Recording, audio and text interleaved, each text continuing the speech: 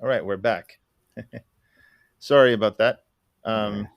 So this was essentially still we're working on this open source software, and when it's done, I hope that it'll be better than Zoom and Hmm. others. So let's continue with where we left off. Sure. All right. Um, what were we talking about? I Well, think. can I say something to kind of frame Sure, please. it's a suggestion and then, yeah. So, we're trying to evaluate the merits of certainly like the easiest thing for me would be to say capitalism is better than communism for the average person, which the trickier debate is capitalism versus socialism, because all the horrible regimes are also happen to be communist. They're not merely socialist. So um, and then we were talking examples of like the U.S. government embargoing Cuba or North Korea or things like that. So my suggestion though would be if you really want to isolate, because there, it's not even that the U.S. government says, "Oh, we own all of," that's why we have the legal right to not let people trade with it because that's our property. They don't even say that. So it's not like they're even making a pretense that this is pure laissez-faire capitalism. We're just neutrally enforcing property rights. They're kind of saying, well, this trumps property. In fact, it's U.S. property owners who say, oh, I would like to export, Right. wheat to Cuba, and the U.S. government saying, no, you're not allowed to do that, violating your property right. Right. So it, you know, it, if somebody on the left wants to argue, oh, come on, that's what we mean by capitalism, that's fine. But then in that case, I would say I'm not a supporter of capitalism, right? So that's kind of how that would play. So I think what is more interesting and really gets to the essence of perhaps the difference in our worldview is like clear cut enforcement of property rights. That a landlord owns all this land. There's poor, starving people who are like sneaking over the fence to take apples off the tree, and he pulls out his men come out with shotguns and say, "Get off!" Like that's the kind of. So is that okay to try to focus it like that? Yeah. Let's focus now. Let's pretend there's no government. Okay. Mm-hmm. And someone's got to enforce the property rights. So let's say there's due process, and let's say there are courts. Okay. But at the end of the day, the enforcement of property rights is also force. It's right there in the name, enforcement. Mm-hmm. So so that means it's still an institution, and we could still question. It's a man-made institution. It's not like property rights are inherent in nature. It's not like a lion can own 10,000 plots of land. You know, and so we create this system where the banks, hold on to your deed, and maybe there's hereditary accumulation of wealth, whatever. And immigrants don't have as much. They become indentured servants, and so I would say that it might be useful in that system to lessen the guarantees to the property owner and balance them with the interests of the person. So adverse possession, bankruptcy protection instead of debtors' prisons. Okay. In other words, yeah, let's take bankruptcy protection. In the past, if someone owed a bunch of money, they couldn't pay it, they go to jail. Like, how is that economically productive, right? This person would be much better off participating in the market and maybe having their slate wiped clean. But then what that would mean is that there's limited liability. And that would mean that people now have to worry about, well, maybe if I give this person some credit, they won't be able to pay it back. But that's a more humane system, I think. And that's the one most civilized countries have today. Whereas in the past, they had debtors' prisons because of the, well, that's the moral thing to do is, well, the guy is negative, so put him in jail, show him who's boss. uh, I think that system may not be as economically productive even. And the last thing I want to say is like the moratorium on evictions. um, if you have 10,000, I'll come out and say this. I think that the application of force should have a diminishing return. So if you have 10,000 houses as one entity, and I think the court should simply decline to use force on your behalf. On the past a certain number of houses, they'll just use proportionally less force. Where the point is, then you won't be able to enforce that amount of ownership, and the society would naturally taper off on the amount. Like John Locke said, he had the Lockean proviso, right? He said that yes, you could do homesteading, you could get the crops, but if you get too much, the crops are just rotting in the field, then you're misusing God's gifts, right? You're misusing the earth, and you should let someone else to have that property. And I think that's the spirit, and even John Locke, that libertarians use to ground their homesteading ideas of where property originates. Even he said, "Well, yes, but there's a limit. You can't just have an unlimited property right." And I think today anarcho-capitalists forget that, and they support an unlimited property right that then you need a large government to enforce, and I think that's a problem. What do you think? Okay, yeah. So lots of different points in there. Yeah. So yeah, if you want to even refine our discussion even more and say, not, we don't even mean moderns that are sort of night watchmen enforcing just basic property right. If you want to even get rid of that apparatus and say, yeah, like a Rothbardian, ideal society that any standard anarcho-capitalist in that tradition would point to and say, yep, that's a voluntary society. They might even use that term, and then you're going to say, what are you talking about? There's guys with guns show up all the time in such a world, and so we talk, and it really just boils down to the definition of the legitimacy of the rights involved. Just like in our society today, normal people, if someone doesn't pay their taxes and then the police ultimately, the bank puts a lien on their stuff or whatever, on behalf of the IRS, and then ultimately it could come down to men with guns showing up, and women too, showing up and taking them and throwing them in a cage because, hey, you didn't pay your taxes, and so we got to make an example of you. Obviously, standard libertarian anarcho-capitalists are going to freak out and say, oh, look at this coercion. But you're right. They don't have a problem if there's an analogous situation where, yeah, some squatter is this in even a shack that he built on someone else's property because some court says so. Look at the title. And then people with guns from the, Rothbardian defense agency show up and they grab the person and throw them in a cage. So, so one thing is, I don't know if you were aware of this, but I'm actually a pacifist. Okay. So in a lot of my writings so I still believe in property rights, and you can call it law enforcement. To me, the ideal system would be something like this, where if there's a dispute, people take it to a judge, and the judge issues a ruling and says, oh yeah, I think, the defendant did steal that television set from the plaintiff. And in my opinion, the defendant owes whatever 2 ounces of gold, both for compensation and punitive damages to the thing. And then the community just knows that. Again, it would have to be a reputable judge and that kind of stuff. And that's just known. And then maybe the enforcement mechanism would be more like shunning. Mm-hmm. It's like maybe a lot of the local merchants would say, no, you have this pending. You owe that person 2 ounces of gold, and we know you have it, because they would have it too. And if you're saying, I'm not paying it because I didn't steal that TV, well, then we're not doing business with you. Like we could. So to me, that's pretty clear. Like that's certainly, if property rights exist at all, then that's certainly, you're certainly violating someone's rights by just saying, don't come onto my land. And I think that would be a lot of, just, and yeah, it wouldn't be a perfect system. You could come up with crazy examples where someone's getting screwed, but I think that's going to happen in any system. But I think, so it's not that there's a group that comes and, grabs you, and it would just be the bare minimum would be you would need like a company, you might call it, hey, someone's out trespassing on my land and I want them off. And even there, I would think they would not have guns. They would like have body armor and nets and stuff. And to me, and I'm not just saying like a utopian, I think in standard market forces, that would be the long run outcome. Yeah, I actually believe that. I'm not against markets. I think neighborhoods should have contracts with police agencies. Like all these wars about which flag is going to fly over which region, like Crimea or whatever. Funny enough, when the government gets big enough, there's a federation. When Crimea moves from the Russian SSR to the Ukrainian SSR, which it did, people didn't fight over it. They didn't have a nationalist feeling because they felt they were all part of this big federation. And so it was considered an administrative change. So no guns, no shootings. People just changed the signs on the roads, all these things. But I would take it further and say, if there was no governments, why do you need to bundle all these services, the roads, the electricity, all these things, the water? I think the neighborhoods should vote in a market, right? Of like, okay, as a neighborhood, as a community, right. Because it doesn't work on an individual level. There's a thing in Gangs of New York where the firefighters are setting fire to the other things in order to sabotage the other firefighters. So you do need some level of cooperation rather than competition.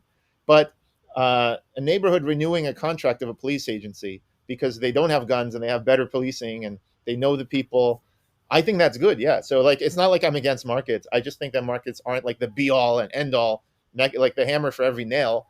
I just think that, we use them where we want consumer choice. And but we also need to be mindful of people's rights to like housing, water, like basic things, and we can't just privatize them. Like, well, you can't have any more water because it says right here, this is your, you know what I mean? Like there has to be a balance between property rights and other rights, I guess, is Okay, so yeah, I'm glad that we actually agree on a lot, and now we're like it keeps shrinking, and where we're focusing on areas where maybe we don't disagree. So I think this is useful. So I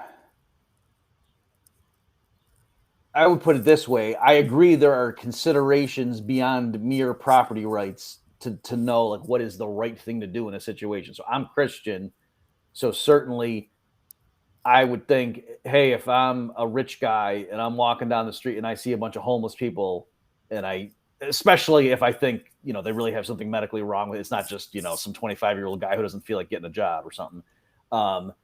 Then yes, I think you have a Christian duty to, at the very least, provide the bare minimum. And then even in terms of your, what are you doing with your life? Like making sure, are there organizations out there that try to help these people, give them a place to sleep and get them job skills or drug rehab or whatever if that's what they need and so forth, and you should support those things. So I agree with all that. I guess where maybe you and I would differ though is I would say all of that would be embedded in a property rights framework, and it should be voluntary, that it can't just be that 60% of the community votes and says, hey, those rich guys over there, I think you should be giving more, and they say, no, I think I give enough actually. And then they just say, well, we're taking it out of your bank account because you're too greedy. okay. Let's get into that. Yeah. I think that's Mhm. awesome. First of all, yes, we do agree. We both come from religious backgrounds. I have a Jewish background as well. I respect Christianity a lot as well, and I think that a lot of my So we both the God of Abraham. exactly, we have the same God. And by the way, if we're right, then everyone has the same God. They just don't know it. Right. But the thing is, look, the fact is that my sensibilities are informed by the Bible, right? It says take care of the orphan and the widow, and it's the governments and the people in power who are often excoriated by these prophets, right? It's the society itself. It's not just, hey, you didn't give something. It's like your society's messed up itself, right? Systemic. I think there have to be systems in place where yes, we have to give individual charity. And I know people like Ben Shapiro say that putting in place social safety nets destroys individual charity. Okay. But there's something to be said about social charity, like collective charity.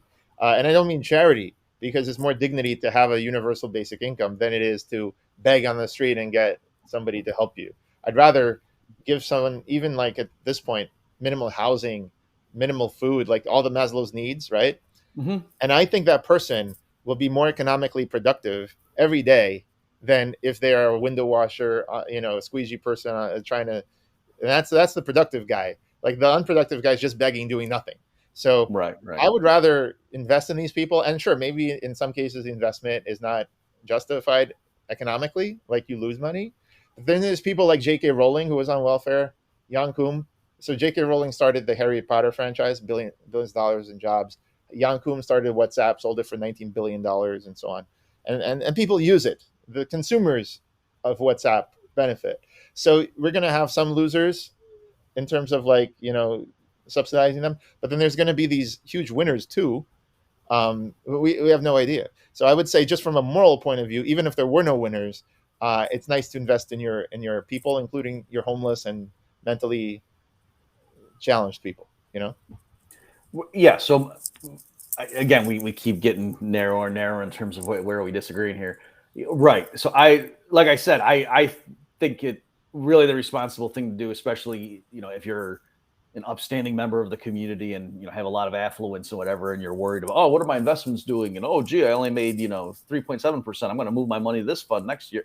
If that's the kind of stuff you're doing and there's people literally starving to death in your city, something's wrong. And right. And it's not just enough just to drive around and like start, throwing Snickers bars or something at people. That really you want a more systematic process in place. And, Right. But I do think, and I'm not just like I worked when I was in Chicago. I went. There was a period a couple of years ago where it got super cold.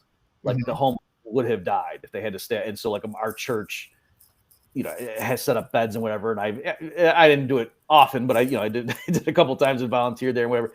And it was clear that, yes, it is good that we are doing this. These people, many of them would not survive the night. It was just so bitter cold out. And, it's good that they came.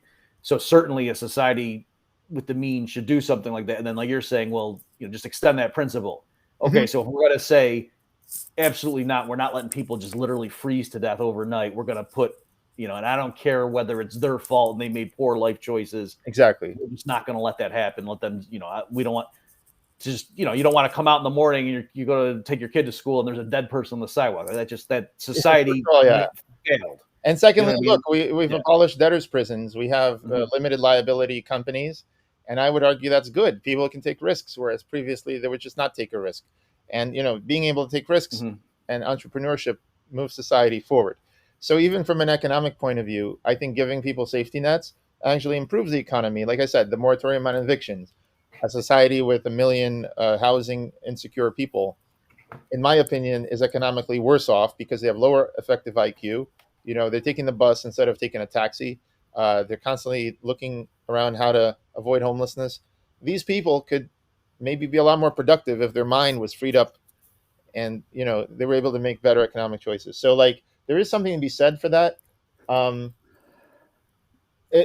can I ask you though, where we might differ though is like, I still would want everything to be voluntary and respecting whatever the existing distribution of property rights were. So however those local organizations that provide shelter and provide counseling services and job training and I would vastly prefer them to be funded, through voluntary contributions. And also because of their efficacy. I think it's just and I'm not just speaking this, and I know individuals who have seen both, and I've seen both systems firsthand. And I think those voluntary ones, they're better able to tailor the need, and it's not in their interest to have someone just become dependent on them.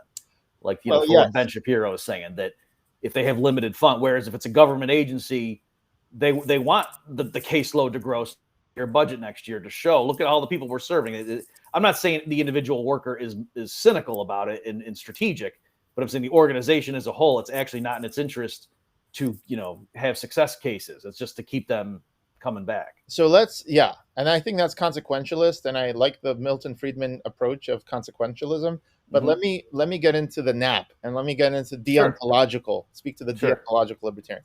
So for people who don't know, deontological means that people care about the basic principles, like an Ayn Rand type of thing, where essentially, even if the outcomes were better the other way, they would say, nope, you have to never violate, these things. So I want to speak directly to that. The first thing is, I had this response to Chris Cantwell and others, and Chris Cantwell agreed actually with me right off the bat back when he was at Free Talk Live, and I called in. And he basically said, property is force, and most libertarians should start to acknowledge that. Well, if you're going to use force anyway, right, on behalf of what are you going to use it? 100% only property and not to do like a life-saving surgery for a guy in an emergency room? Okay, that's one approach, right? But the other approach is, I would say, taxation is not theft. What do I mean by that? Very clearly, there's a city of Boca Raton in Florida. Okay, it was built by a guy privately and then given over because he ran out of money to the citizens, and now it's run democratically. There's another city in Florida called Disney World, and it was built by Walt Disney's corporation and is now owned by shareholders who don't live in Disney World. Okay, so the ownership structure is, one is owned by the people who live there, the other is owned by people who don't live there, but they're both owned. Okay, they're both run. So if I am allowed, and anarcho-capitalists totally agree that Disney World can charge me rent for opening a business like a hot dog stand or whatever inside Disney World, and if I don't pay, then I get kicked out. And if I refuse to leave, then they can use men with guns and women with guns to evict me. Well, if that's true, I am claiming that taxation on the level of a city, not the federal government, whatever, but on the city level, is just like paying rent to the private city. It's like, okay, if I don't pay, like no one's forcing me to start a business in Boca serving the people of Boca. But if I do that, then the people of Boca say, well, some of that money will go to helping the homeless, sweep the streets, maintain infrastructure. And that's voluntary, because if I don't want to, I just don't open a business in that jurisdiction. So that's my taxation in that form of a city charging you tax is like charging you rent. That's what I'm saying. It's not theft. Okay. By the way, I got about 20 minutes Okay. left. Now If I'm you trying want. to pack it all in. Yeah, yeah. Yeah. Okay, yeah. So my quick response. I actually did a podcast episode on it because it's a fascinating topic. Specifically, I said, what if, like in the city, let's say the U.S. goes ANCAP, and then what about 30 years into that, some rich guy comes and buys up all the land in Philadelphia, what we now call Philadelphia, and just as like a museum or a theme park says, I'm going to recreate all the conditions back when there used to be governments in this region. And so I'm going to have the police and they can pull you over and beat you up and stuff and where nothing happens to them. And there's taxes because they used to have these things. And what if he just recreated, but it's all voluntary because he owns it. He could do whatever he wants on his thing. And like what, and so I ended up thinking, well, if he really did buy the legal rights to do all those things, and it was well established, like people really did know. Like in other words, Mm-hmm. you couldn't just walk into a restaurant and they give you a glass of water and you take one sip and they say, that'll be $1 billion. Right. They have, you know what I mean? Like there's kind of norms where So people what have if they did do that? expectations. What if they did do that? Who would be the overseer of that? I would think. Well, I think the patron wouldn't pay it, and then if the restaurant tried to take him to court, the judge would just say, "No, that's so far out of the community norms and expectations. You had a duty to really publicize that and make sure you were getting true consent or something like that." So that's what I am saying. Mhm. In my system, it's not that I'm using more force.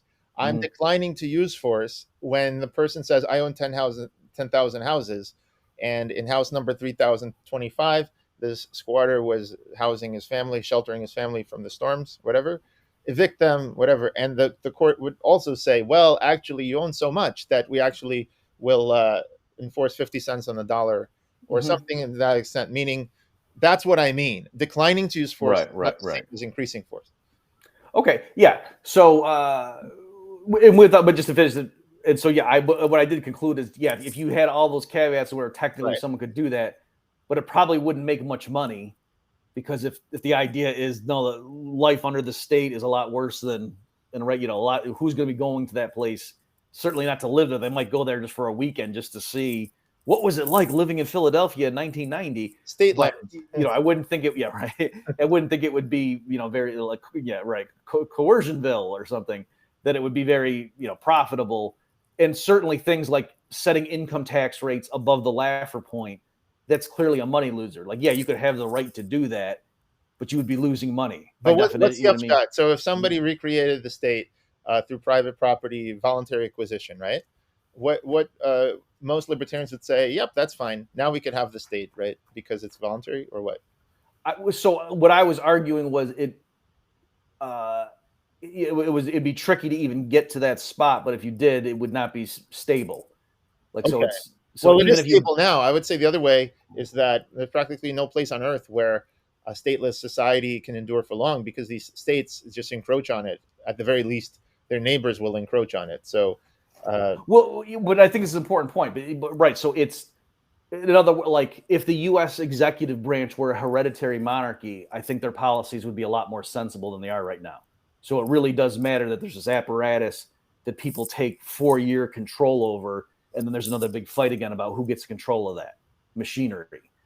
And so you get what I'm saying. So that's part of what I'm getting at there. That if it really were standard property rights and someone for just some reason just mimicked the current state, they would realize like this isn't making me very much. It'd be a lot more profitable to have more sensible is what I'm getting you're right, and that's an at. interesting topic. I think if Mhm. we have another call, right, and we have Right. another show, I would love to get into that because a lot of people, just like Anacaps love private property, there's people who love democracy, right? And they say Mhm. because we're a democracy, we're the best, we're the leader of the free world, etc. And despite all the CIA stuff, despite the 800 bases around the world, and military aggression, whatever that Mhm. we do, and overthrowing governments, but we're a democracy. And to that, I say, well, a democracy is one form of government, but the state apparatus is the problem. Like, yeah, you could actually, in some way, and I think that it's offending the sensibilities of all the people on the left who are statists, who say, "Oh, well, how can you say that a monarchy is better?" Well, the thing is, like, if you make a treaty with a monarch, like the King of Morocco, and he's there 20 years later, right? At least you know that treaty is going to be somewhat respected, right? Mm-hmm. Whereas like the Iran deal, the North Korea deal, the Clinton negotiated, and heck, everything with the Native Americans, like from the founding of this country, like every single treaty, they said white man speaks with forked tongue because like, Right. Thomas Jefferson says to Native Americans, if you assimilate, you're going to be fine. Then Andrew Jackson comes in and is like, nope, you've assimilated, but you still have the Trail of Tears because like, and they even win in the Supreme Court. And he's like, let them enforce it. Like, in other words, as administrations change, they seem to renege on what previous administrations have done. So, okay, but so you're as far as the court. So I certainly like your approach, and I can imagine things like that. So, for example, if there's some cabin out in the middle of the woods and a family gets lost and they're literally starving and they see it and and it's all boarded, it's all locked up, like the owners aren't there for the season, and so you break the window and you go in and there's food in the pantry and you eat that. I can certainly I think the ruling they would treat that case certainly differently from just a standard burglar who just is going around casing houses and trying to steal women's jewelry or something when they're not home.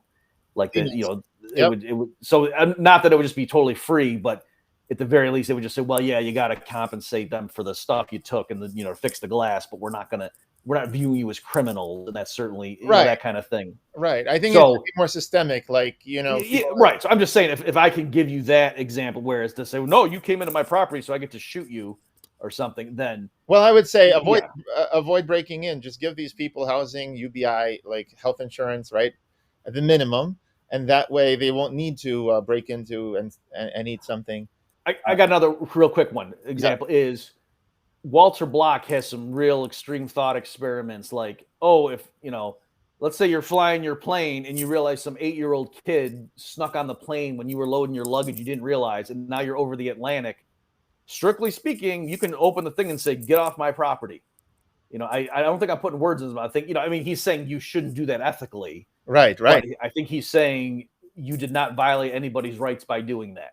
All right, let me speed up a little bit. Let me show I would disagree. I would say I don't think any normal legal system is going to say that's a legal thing for you to do. All right. We have maybe like 10, 15 minutes left. I want to just really quickly go through this. And then maybe we could do this again. So, another time we'll have another hour maybe to finish this out because there's so much to discuss. Here is a vision of what I see. When I say libertarian socialism, I just want to be clear. What I mean by libertarian socialism is the textbook definition of socialism. Actually, so here are the definitions. Anarcho-capitalism, right, is anti-statist, libertarian, and seeks to abolish centralized states in favor of stateless societies with systems of private property enforced by private agencies. Okay, libertarian socialism is also against the state, anti-authoritarian, anti-capitalist. They emphasizes self-governance and a collective, voluntary collective, and worker self-management. Is contrasted with other forms of socialism by its rejection of state ownership. Okay, and there's also like many, even the state socialists had this idea of withering away of the state.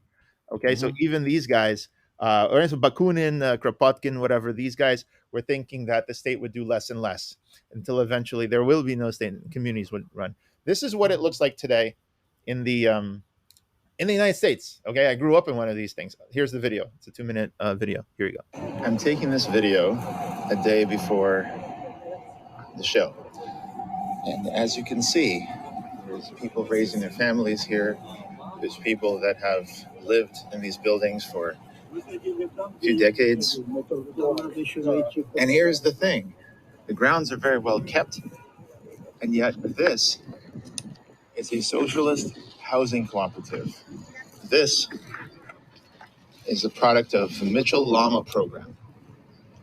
They have cooperatives like this throughout New York City. And what happens is there's no landlord. The people collectively own the housing cooperative. Across the street are buildings built by Fred Trump. And what happens is that those buildings were privatized. There was an option for the cooperators to vote to privatize the buildings into, I suppose, condos. Now what happens is that the rent there is twice or three times the rent here, which is called maintenance here. And there is a landlord. Some of these buildings are managed by a company. I lived here in these buildings. They're pretty much the same, obviously, as the other, as these. The park may not be as good or whatever, but the apartments now, the market has raised the rates a lot more. So you could see the people vote with their feet, and there's a line around the block to get into these. There isn't anymore a line around the block to get into those. There's definitely vacancies over there. Finally, another form of social ownership is this credit union that was downstairs where I grew up. And so you see here, Federal Credit Union, just one of many throughout the country, where again, there is no shareholder class. No one extracts rents from the two sides of the marketplace, in this case being the lenders and the borrowers. Instead, the lenders and borrowers own the organization together, just like the housing cooperative. They decide what the policies would be, what the interest rates would be, and ultimately they lend to each other. So these are examples of socialism, as this textbook definition would imply, the collective ownership of the means of production. You could replace the word means of production with collective ownership of the organization. In other words, each person kind of has one share, one vote, as opposed to these, where the landlord has all the shares and all the votes. So that's were you able to catch that? Yeah. Mm-hmm. So that's what I mean. I think socialism is embedded throughout the country. We just don't see it because we're so used to saying that the U.S. is a capitalist country, but in fact, credit unions, worker-owned cooperatives, housing cooperatives, food cooperatives, all of these are voluntary associations where there is no landlord class, there is no shareholder class. The people who are the stakeholders are the ones who own it, and one person has one vote rather than being able to have 50 votes because they can buy the votes uh, as shares. So that's I just want to illustrate specifically what I mean when I say libertarian socialism. It's that. Okay, yeah. And I don't know if you know this, but part of my professional work is I do a lot in the life insurance sector. And there, we were advising people, if possible, get your policy from a mutual company, where the policyholders are the owners of the company, not a separate class of shareholders, and for various, probably similar reasons that to say, because you don't want them trying to just juice the numbers for their next quarterly report. You want them making decisions based on the long-term viability of the company, that sort of thing. So yeah, if that's what you mean by libertarian socialism, then I certainly don't have a problem with it, and possibly I'm a libertarian socialist myself. One thing though I would mention, though, just in terms of your analysis in that video real quickly, is you said that here there's a line around the block to get into the cooperative housing, whereas in the market rate and rental units across the street, there's vacancies.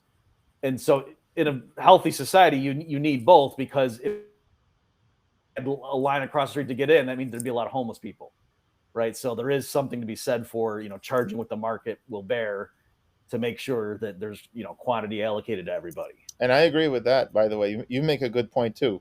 Just like if you have a Medicare for all, but then you should have like Medicare Advantage, right, or some way to jump ahead. But it should be limited. I mean, there should be some balance as opposed to completely privatized healthcare. By the way, even if in the economies like Hong Kong and Singapore, which consistently topped the list of the Heritage Foundation's economic freedom index, it turns out, I looked it up, that Hong Kong and Singapore, Hong Kong, for example, is a big safety net now, welfare, because there's a ton of poverty. Okay, it's huge poverty. 20% of people are below the poverty line. 20%, but it also has government-run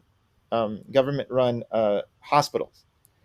Like half of the hospitals are government-run, and so you walk in, you get treatment for free, as far as I know. And here's the thing, right? Is that it's paid for by the taxes.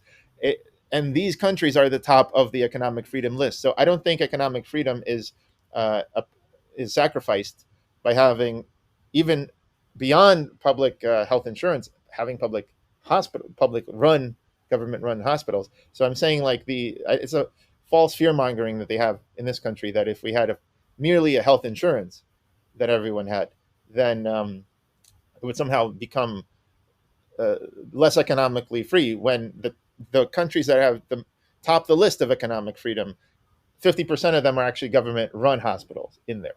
So you know.